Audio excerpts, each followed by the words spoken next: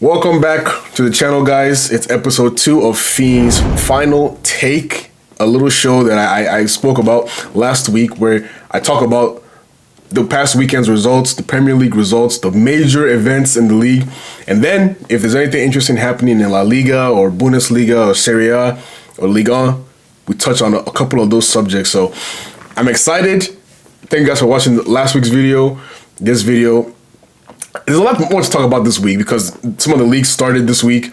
So there's a lot to get our teeth into. So let's just jump right into it. But before I go any further, if you're new to the channel, like the video, subscribe to the channel, and I appreciate you guys very, very much. There's only one place to start this video, and it's Liverpool Newcastle, or Newcastle Liverpool. Probably the biggest game of the weekend, maybe not in terms of teams, but in terms of storylines, in terms of what we expect the game to give us. It was kind of the most hyped up match of the last week, and it didn't disappoint. For the first 30 minutes, Newcastle were all over Liverpool. They didn't let them breathe. Completely dominant performance in the first 30 minutes, but the issue is what I think the issue is going to be for most of the season. Where are the goals going to come from? If Isak is not there, how can Newcastle score, right? And there was a stat that said 50 plus goals from Isak since he joined the club. The next best is 25 with, I think, Callum Wilson. That's a worry. Okay? Liverpool, yes, went up 2-0. And from that point, even with the red card to Anthony Gordon, you're thinking, okay, this game is done. But St. James's Park, the energy of the Newcastle players, they just don't know when to give up. They don't know when to give up. They don't know when to quit. And they pushed and pushed, and they brought themselves back into that game. But the storylines are going to be the Anthony Gordon red card and the Rio Ngumoa finish. Winner. Something you just can't write. You just can't write them. And I'm so happy as a Liverpool fan. I'm so happy for the kid. I'm so happy that, this kind of euphoric moment can come in the beginning of the season, kind of just motivate him to keep pushing. And I loved his interview after the game where he just talked about staying grounded, not getting too excited, but enjoying the moment. But from both teams' perspective, Newcastle really couldn't do any more than they did. The Anthony Gordon red card hampered them. Liverpool, Gravenberch's finish from outside the box was exceptional. The red card now gave Liverpool a chance to breathe for the rest of the game. Kind of just see the game out. Maybe get another goal and just see the game out. And they did that. Early second half, boom, hit him, got a goal. You're taking who's on form. I feel like this guy's going to score every single game that he plays. Puts Liverpool up 2-0. And I have to give credit to a couple of players, right? I have to give credit on the Liverpool side to Szoboszlai, Gravenberch, and Ekitike. I think they played exceptional games. And Van Dijk, who I think was probably Liverpool's best player over the course of the season so far. I know people are going to talk about the Semenyo goal and all, but if you actually watch the games, he's probably been Liverpool's best player so far. So credit to him. On the Newcastle side, I have to give some credit to Elanga. I think his energy levels throughout the game were exceptional. Credit, of course, to Bruno G. I think that's a captain's performance. When you're down 10 men to 10 men, you lose probably your best attacker. You kind of need that guy to galvanize the squad and keep the squad going. I also give some credit to Livramento, who I think is one of the better fullbacks in the Premier League. But for basically 45 minutes, I'm looking at the game, I'm thinking, don't Liverpool have the extra man? Why are Newcastle playing with more energy and vim than Liverpool? So I thought it was a shocking performance from Liverpool in that second half. And credit to Newcastle for coming back into the game. But what Liverpool keep doing, what you can always bank on Liverpool to do, is create chances even when things are going against them. Salah was terrible, but still leaves the game with an assist. So credit to Liverpool, credit to Newcastle. They played an exceptional game. And now we kind of have a good build-up for Liverpool-Arsenal later this week. It's going to be an exceptional game. And I can't wait to see how both teams kind of take on that match. Manchester City, Spurs. Manchester City, look, this doesn't really surprise me too much because Spurs have kind of been a bogey team for Man City for the last 5 years. Spurs find a way to consistently beat Man City almost every year for the last 5 years. So I can't really look at the game and say, oh, City are done, City are this, City are that. What I can say is, though, all this talk about a new goalkeeper, James Trafford, coming in, he's been poor these first 2 games. I haven't really been impressed with him. I have my concerns on that defense. So I'm interested to see how Guardiola blends in this new kind of attacking whatever amount of players he has. Marmoush, Cherki, Oscar Barba is coming back, of course. Reinders kind of floating in that midfield to attack region. It's going to be interesting to see how he handles all these new players, right? Savinho might stay. How is he going to handle that? So it's going to be interesting dynamic for Pep moving forward. But I don't take too much away from Man City for this game. But I do give a lot of credit to Spurs for this win.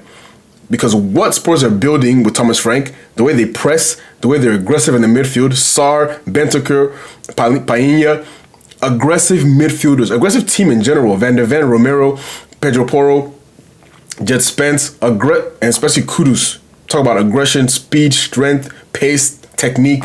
He has it all, right? The goals that they scored are the kind of goals that, for Ben Johnson, for example, that's the kind of goals I need wingers like to be scoring. Just take your chance in the back post all season. You might get 5 to 10 goals just like that. And he's been doing that since he's been in the league. So credit to him. Richarlison, great performance again. Great pressing for that second goal. They nipped the ball. I thought he was going to shoot initially, but a nice little fake kind of slowed the game down. It still gets blocked, but Palinha is there to clean it up. And Man City, they still have some chances. Haaland's header, Haaland little square pass to Cherki at the edge of the 6-yard box. If you just waits that pass perfectly, it's a tap in for Cherki. So they had chances. It's not like they play terribly, but it's a margin. It's a thing about margins, right? So Man City, they have a lot to work on. They have a lot, to build on, and Spurs still have a lot to build on too. But I'm impressed by how they've started, and it's gonna be interesting to see how these teams kind of match up. Because if the trends continue the way they're looking right now, both these teams will be fighting for top 4. No disrespect to Man City and what they've built over the last 10 years, but the way Spurs are moving, the way City are moving, these teams could be in a level playing field very, very soon. So I'll be interested to see how that kind of develops as the season goes on. Arsenal Leeds. Look, 5-0. All this talk about how Arsenal don't score enough goals. All this talk about how Arsenal, where the goal is going to come from. All they need is one signing. If they get a striker, things can change. Now, I know it's Leeds, and I know I predicted Leeds to go down anyway, so let's not put too much stock in anybody beating Leeds, right? They're a championship level team. But 5 goals are 5 goals. 2 goals for Gyökeres, 2 goals are 2 goals. I said these guys are going to bang in the Premier League. I don't want to hear anything about, Portuguese league this, Portuguese league that. Yes, we all have our doubts, but at the end of the day, if you're scoring in the Premier League, you're scoring in the Premier League.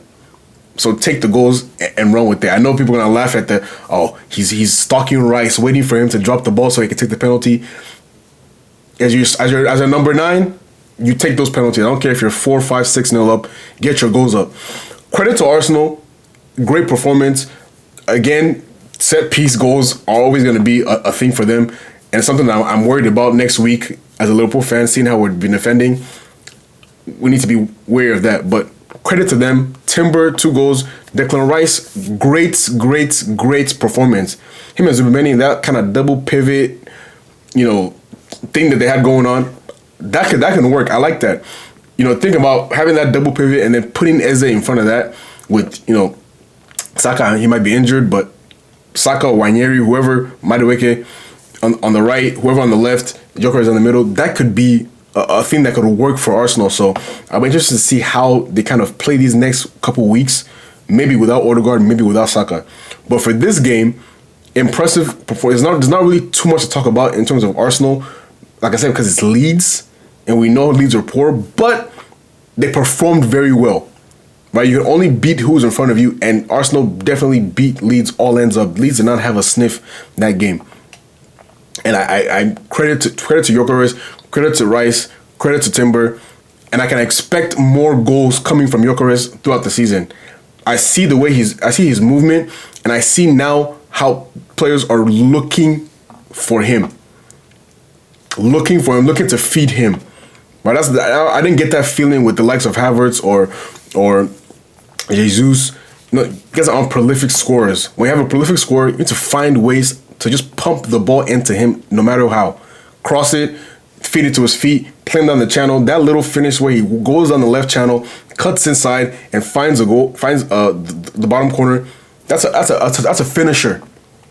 That's the kind of thing that finishers, kind of goal that finishers get.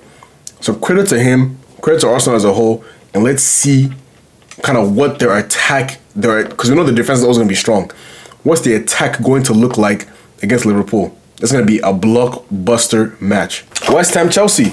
Look, Graham Potter, his days are numbered.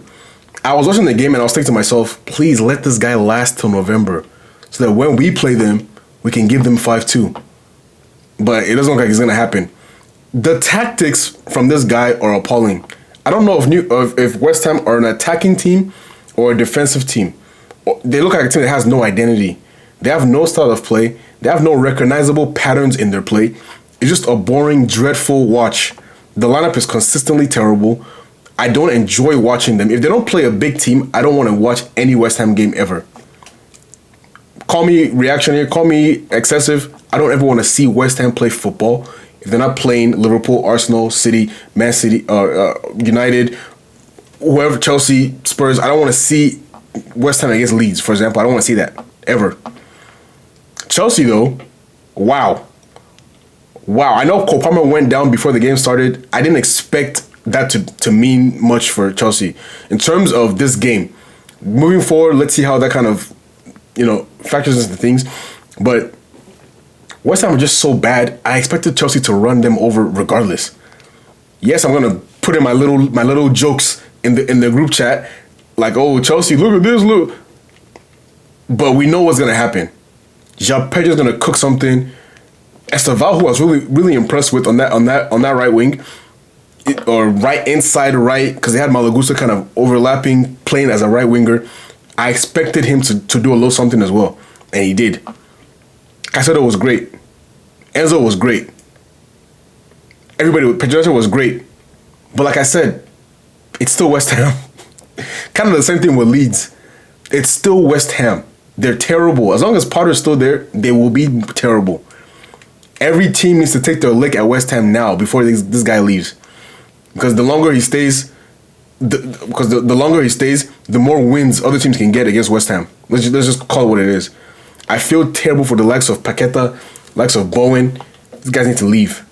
They need to go to teams with a manager that knows what he's doing, basically. But Chelsea, 5-1. The one, though, Robert Sanchez. I said it again. The reason Chelsea can't win the league, they might be too young. There might be other reasons. But the main reason is I don't trust their goalkeeper at all. And if your goalkeeper is not class, he's not an elite, he's not a great keeper, there's every likelihood that you will lose ridiculous games. If that was City or Arsenal or whoever, and they lose a goal like that, I don't think they come back and win the way they did. So that's an area of concern for me for Chelsea. Well, not concerned because I don't want them to win the league, but that's where I kind of see their title push falling flat. Robert Sanchez. As harsh as it sounds, that's just how I feel. But Chelsea are building a nice balance. You have Caicedo, Enzo, Andres Santos in the midfield. You have Palmer, Esteval, Pedro, Neto, all these Jamie Gittins, all these guys kind of flowing in the attacking areas. You have Delap and also Pedro as well if you want to play him as a 9. So you have options everywhere. So Chelsea are going to be an exciting team to watch in this season. So credit to them, bouncing back from that disappointing draw against Crystal Palace. Let's see if they can build upon that in the coming weeks before the international break kind of comes around. Fulham and Manchester United. Now look, this is one of those games where you just don't expect anything to really happen.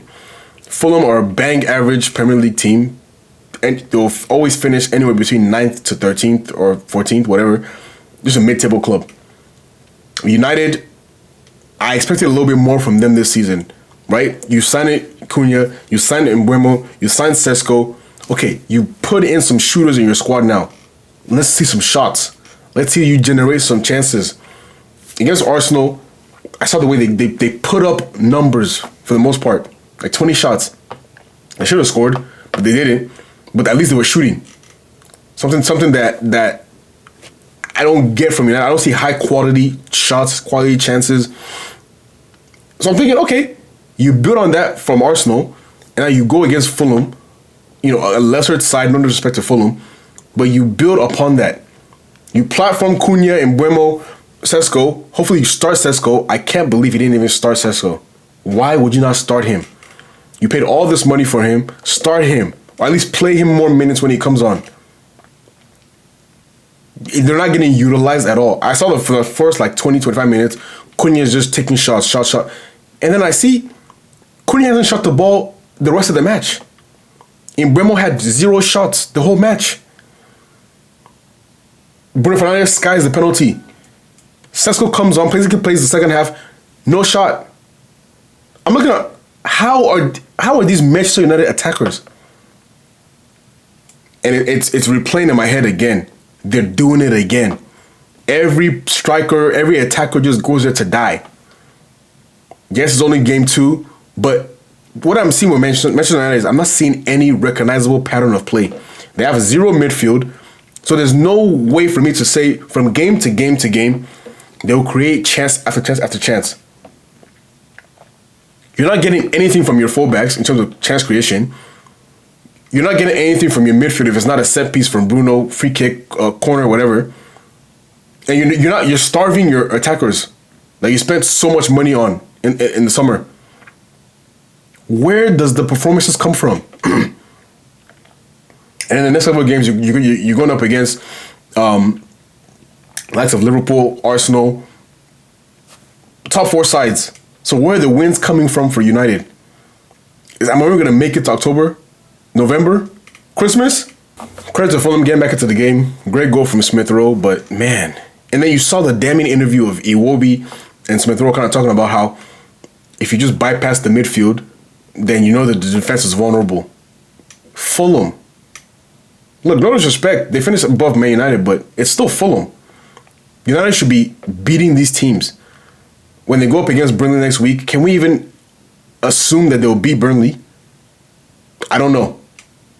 So I'm interested to see how that dynamic in the United team builds as the season progresses. I think they have good players. That 3 at the back formation is just so rigid. Scrap a center back, play Euro with Martinez or Euro with whoever. Play Dallo, Mazraoui, or Dogu, Dallo, whatever. Play 3 in the midfield, maybe Casemiro, Menu, whoever, and play your front 3 that you spent so much money on. Change it up. What you've been doing for the last year has not worked once. It's not looked good all year. Change it up. Do something different. Maybe it'll work, and if it works, stick with it. You don't have to die to the 3-4-2-1 formation. You can play what this is football. They pay you money to do whatever you want that gets you wins. You can change the formation, you can change the players that you start with. But he's too rigid. I think it's gonna cost him his job because I don't see ideas from this guy. Amarim, that is.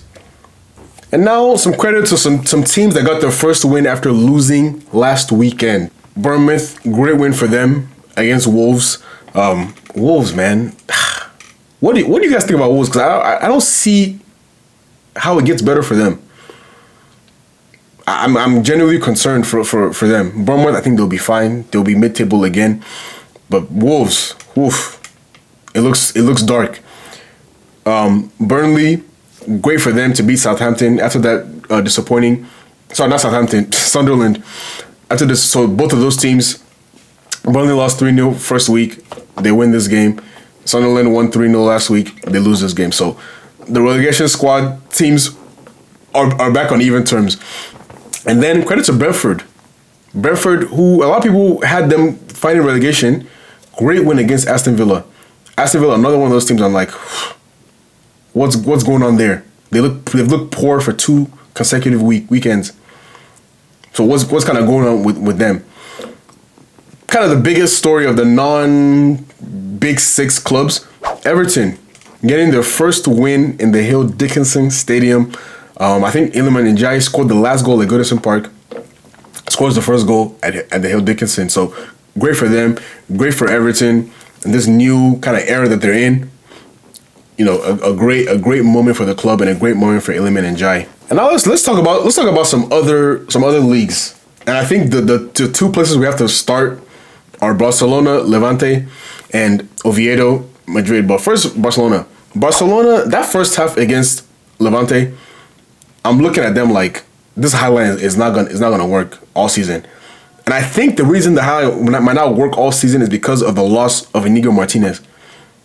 An exceptional defender, an exceptional mind in that back line.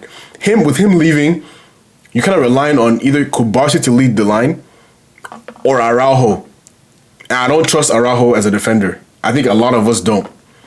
So it's going to be interesting to see how that high line holds up all season without a cerebral mind like Inigo Martinez marshalling that back line. But Levante were in behind every single time they wanted to get in behind, they were in behind. And I have to give some credit to that number 9 for Levante. I forget his name. Sorry, forgive me. Levante's number 9, but that guy was incredible. The little shimmy that he gave Kubarsi for the first goal, Ivan Romero. Yeah, Ivan Romero. The little shimmy drop of the shoulder that he gave Kubarsi that first goal, incredible, exceptional, exceptionally composed. And then Jose Luis Morales. This guy's 38 years old. I thought he retired. And he was at Villarreal a couple years ago, and he doesn't stop. Wait for him to score that goal. And I'm thinking from this point, okay, Barcelona have done this all season last season. They just come back and they find a way to get back in games. But damn, this is looking a little scary because the highlight is I don't trust it as much as I did last year. And then what happens? They come out in the second half, guns blazing. Yamal finds Pedri. Pedri, I love this little, you know, when the ball's like going and you just into the corner. Exceptional finish. And I want Pedri to just shoot more. Because he's not like a great shooter, but he has an incredible accuracy with the shots. Just shoot more. A lot of teams are going to sit back against Barcelona, take some shots, draw them out, make them believe, you know, that you have that in your arsenal. Great finish. And then from that point on, you're just expecting Barcelona to just put a stranglehold on the game. There's a chance for Ferran Torres where Freddy plays him in and he hits the post. I'm thinking, oh God, if he's missing this, how are they going to win this game? But that's the thing with teams like Barcelona. They have too much going forward. They will always find a way to attack you. So never rest on your laurels. Never believe that the game is over. Never believe that you've frustrated them enough. They will always find a way to get a goal by hook or by crook. And they did that. Massive credit to Ferran Torres. Terrible miss, obviously hitting the post from that pass from Pedri, but the corner comes in from Rafinha and he finds the goal. For 30 minutes, these are 2 quick fire goals. 30 minutes, I'm thinking, okay, they're going to dominate them. They're going to score 3 more goals and just see this game out. But Levante played exceptionally well. They defended exceptionally well for 30 minutes. And Yamal was getting locked up. I couldn't believe it. Manu Sanchez, I think he's on loan for Celta Vigo. He was getting locked up. But when you're that good, when you can put in any kind of cross to just upset the defense, upset the goalkeeper, there's every chance that you're going to get what they got, that own goal. So credit to Barcelona, but it's looking a little bit shaky. Okay, it's looking a little bit shaky in that defense. What's not looking shaky is Real Madrid. Now, the first game of the season, yes, they didn't expect Osasuna to come out and play the way that they did. So defensively, Xabi Alonso said it. He was surprised that they played that way because they were playing attacking football in the preseason. So it was a little bit strange the way they set up, but they got the win. This week, it was more the same, but it was better. Now, to be fair, Oviedo are they're way worse than Osasuna as a footballing team, but Real Madrid looked good. And you're not seeing those those chances that people get against Madrid that they were getting last season and season before, you're not seeing that anymore. People are not generating chances, high quality chances against Madrid like they did last season. So credit to Xabi Alonso because he has the team pressing. He's integrated Mastantuono. Rodrigo played, but it wasn't really anything to write home about. It was really just killing Mbappe's show. And look, until Jude Bellingham comes back, it's going to be the Mbappe show pretty much all season. He's looking like the only consistent player, attacker, in that Madrid team. The guy that you can bank on every single weekend to get you something. Yeah, I know Vini came in and got his goal at the end, but after being dropped, Trent also dropped. Xabi Alonso has shown a ruthlessness that actually has me thinking, okay, Madrid could actually win this league. He's being ruthless. I don't care what your status is. I don't care who you. If you're not performing, bench. Hold that bench for me.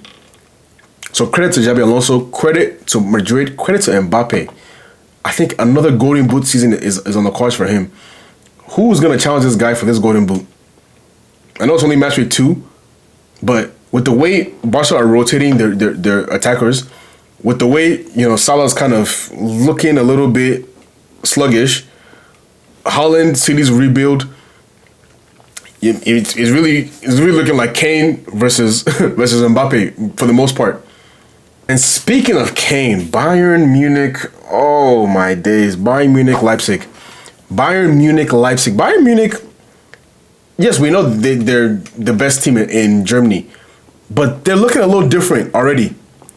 And it's the Luis Diaz signing. Because look, how they set up last season, with signing on that left side, it wasn't my cup of tea, right? He just wasn't working out. He was wasteful. A lot of games he would get hooked, just poor performances. And what was always lacking with him is like the hunger. Even when you're playing bad, the hunger to play better, to win the ball back, to do the little things to keep you on the pitch. Those things that he lacked, Luis Diaz does not lack. He has that in abundance. Liverpool fans know about that. It was always the end product that was concerning. But I'm looking at Olise, Kane, and Diaz. Just one of the best front threes in world football. They're up there. They're playing like they've played together for 5 years. And obviously, high IQ players like Kane and Olise, you're going to get that with them. But the way Diaz is seamlessly integrated into that team, incredible. And it's just each of them scoring and assisting each other. I particularly love the goal that Diaz scores, where the ball gets played in. I think it's from Kimmich, plays it into Diaz. Diaz knocks it back. Ball gets played into Gnabry, little back heel, composes himself, finds the roof of the net. This team is looking exceptionally good. And to do that to Leipzig, who I know are struggling, or new management, all these kind of things going on around the club, losing Sesko, might lose Xavi, it's looking grim at Leipzig, but you gotta be who's in front of you. So Bayern look exciting. Let's see what they can build on for the rest of the season. The Serie A title race. And the 3 teams that I kind of anticipated would be the main teams competing for the title race: Inter, Napoli, Juve, all off to flying starts. Inter, man, you have Lautaro, you have Thuram, and then you're bringing on Ange Boni to also give you more goals. Like the first 2 guys run you ragged, and then you bring on this exceptional young talent who's just a very, very composed finisher, aggressive, strong, and also technical as well. You see the way Bastoni and Barella were just controlling the game. They were having their way with Torino at will. So we have some questions. I have some questions about Christian Kivu coming into the Inter squad. How is he going to manage everything, expectations? But he's looking good so far. It's game 1, I know, but he's looking good so far. You can only be who's ahead in front of you. Napoli, though, Scott McTominay building on from last season. I saw him on the left wing. I'm thinking, I know you want De Bruyne to be in this team in the middle, central, creating, doing all this stuff, but don't put Scott McTominay on the left wing. Like, that's not where he needs to, but he still scores. Kevin De Bruyne scores on his debut. So Napoli picking up right from where they left off. They're looking extremely, extremely good. And the same goes from Juve. They didn't look good last season, but they look very good in this game against Parma. Exceptionally. And I saw 26 shots. I said, whoa, Juve, is that you? Because I'm not used to Juve generating that many shots. But Yildiz, exceptional. Jonathan David, goal on debut. Vlahovic comes in, goal. So they're looking like they have a little bit something in that Juve team. Interesting to see how, it kind of builds throughout the season, but it's looking good. And I want these three teams to keep it up. Atalanta drop points, Milan drop points. Look, I'm looking at these three teams as the title race right there. PSG win the game, but PSG win again by scraping the game. I'm looking at PSG 1-0, 1-0. This is a team that you're supposed to be bullying the French league. Kind of what's going on with PSG? Is it kind of because they didn't have a preseason, they're kind of getting up to speed, they're still kind of figuring things out, they're dominating possession, they're dominating chances created, they're just not scoring. So is it a little blip, or is it just them kind of gearing up to speed? But they're not even the team of Ligue of the weekend. That's Marseille. 5-2 win against Paris FC. Credit to Paris FC, first time back in the top flight of French football in 46 years. So credit to them. Big round of applause to them and their fan base. But Marseille with Greenwood and Aubameyang, that's a potent kind of duo. That's a potent duo that can do some damage in the league and in Europe. So I'm excited to see how those guys kind of build upon this performance this weekend into the rest of the season. Marseille, keep some clean sheets. Play some better defense. Because this is the thing with Marseille last season. Bad goals conceded. Bad decision making. Silly red cards. This is what they did last season. So let's see what they can do this season. But they're looking good so far.